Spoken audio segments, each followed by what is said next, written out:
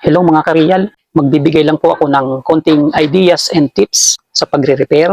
Ano at ilang klase ba ang thermal fuse na ginagamit sa electric fan? Yan po yung ating sasagutin sa bidyong ito. Pero bago yan, shoutout po muna sa lahat ng aking mga subscribers dyan. Maraming salamat po sa inyong pagtitiwala at walang sawang pagsubaybay sa aking munting channel, Dick is Real Vlog.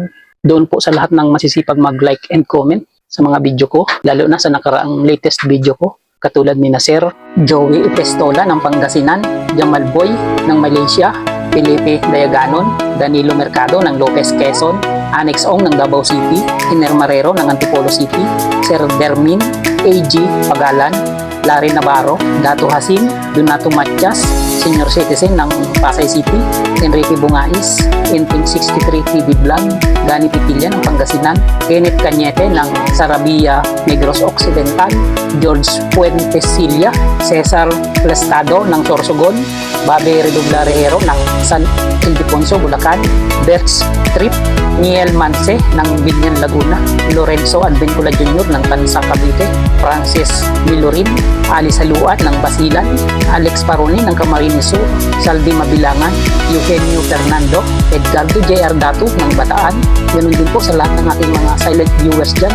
Alam ko po na nanonood kayo dyan. Kahit hindi po kayo nagko-comment, maraming salamat dito sa inyo. Mega shoutout po sa inyong lahat.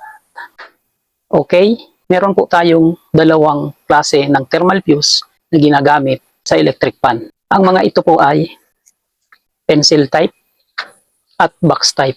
Ang dalawang klase ng thermal fuse po na ito ay magkapareho lang ng value. Parehas lang po silang may current rating na 2 amperes, temperature ratings na 115 to 130 degrees Celsius, at voltage rating na 250 volts. Ibig sabihin, kahit alin man dito sa dalawang klase na ito, ang gamitin nyo sa electric fan ay pwedeng-pwede.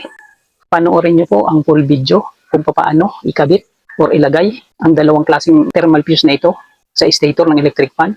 Click nyo lang po sa description box sa baba. Pindutin nyo lang yung pamagat ng video na ito. Nandun po yung link kung paano maglagay ng thermal fuse sa stator ng electric fan.